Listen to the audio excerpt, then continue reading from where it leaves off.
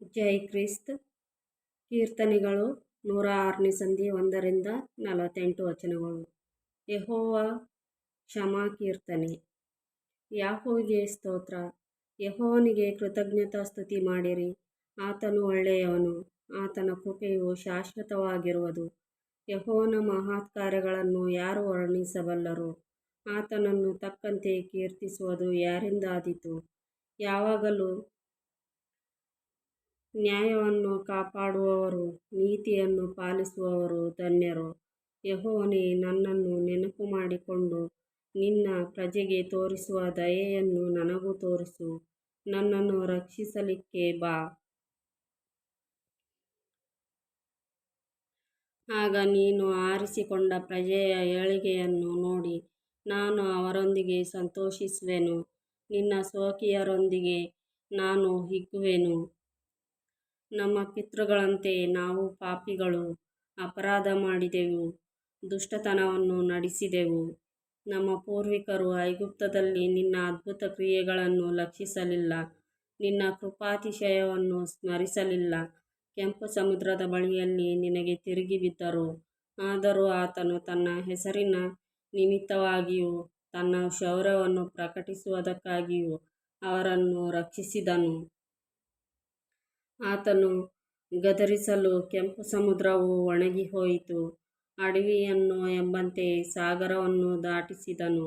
ಹಗೆಗಳ ಕೈಯಿಂದ ಅವರನ್ನು ತಪ್ಪಿಸಿದನು, ವೈರಿ ಹಸ್ತದಿಂದ ಬಿಡಿಸಿದನು. ಜಲರಾಶಿಯು ಅವರ ವಿರೋಧಿಗಳನ್ನು ಮುಚ್ಚಿಬಿಟ್ಟಿತು, ಒಬ್ಬನೂ ಉಳಿಯಲಿಲ್ಲ. ಆಗ ಅವರು ಆತನ ಮಾತು ನಂಬಿ ಆತನನ್ನು ಕೀರ್ತಿಸಿದರು. ಆದರೆ ಅವರು ಬೇಗನೆ ಆತನ ಕೆಲಸಗಳನ್ನು ಮರೆತು ಆತನ ಸಂಕಲ್ಪವನ್ನು ಕಾದಿರದೆ ಅರಣ್ಯದಲ್ಲಿ ಆಶಾತುರರಾಗಿ ಅಡವಿಯಲ್ಲಿ ದೇವರನ್ನು ಪರೀಕ್ಷಿಸಿದರು.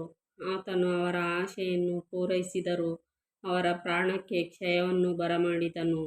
ಅವರು ಪಾಳೆಯದಲ್ಲಿ ಮೋಶೆಯ ಮೇಲೆಯೂ ಯೆಹೋವನು ಪ್ರತಿಷ್ಠಿಸಿದ ಆರೋನನ ಮೇಲೆಯೂ ಹೊಟ್ಟೆಕಿಚ್ಚುಪಡಲು ಭೂಮಿಯು ಬಾಯ್ದೆರೆದು ದಾತಾನನನ್ನು ನುಂಗಿಬಿಟ್ಟಿತು.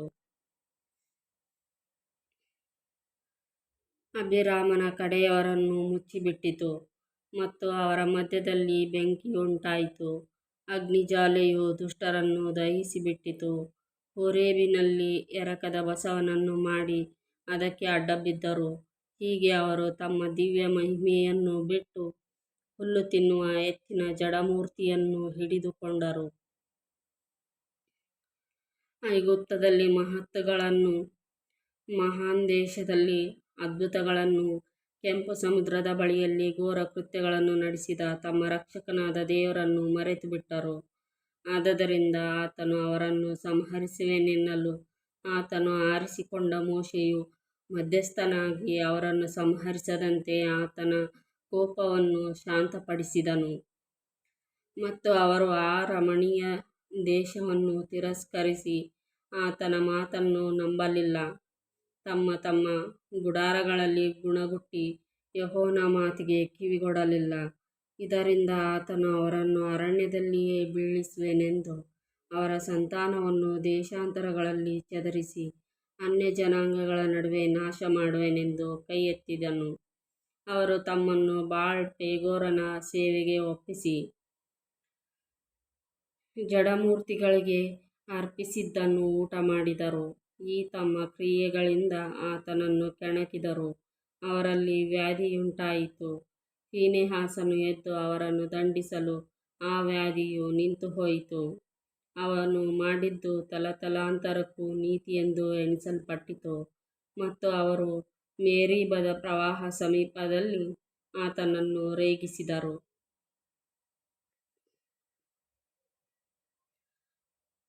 ಅವರ ದೆಸೆಯಿಂದ ಮೋಶೆಗೆ ಕೇಡುಂಟಾಯಿತು.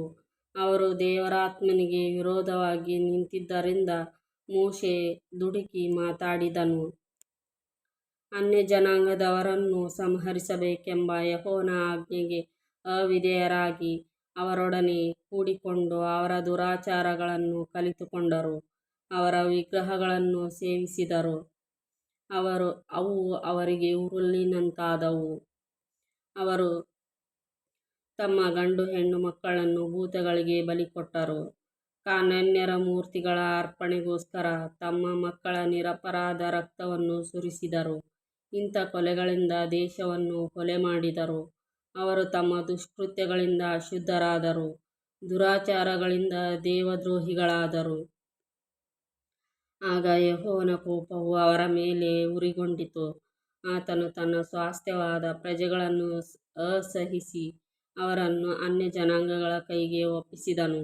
ವೈರಿಗಳು ಅವರ ಮೇಲೆ ಅಧಿಕಾರ ನಡೆಸಿದರು, ಶತ್ರುಗಳು ಅವರನ್ನು ಕುಗ್ಗಿಸಿದರು, ಅವರ ಕೈಕೆಳಗೆ ತಗ್ಗಿ ಹೋದರು.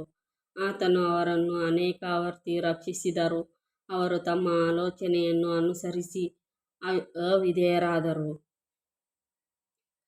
ತಮ್ಮ ಅಕ್ರಮದಿಂದಲೇ ಹೀನಸ್ಥಿತಿಗೆ ಬಂದರು. ಆದರೆ ಆತನು ಕಷ್ಟದಲ್ಲಿದ್ದ ಅವರ ಮೊರೆಯನ್ನು ಕೇಳಿ ಪರಾಂಬರಿಸಿದನು.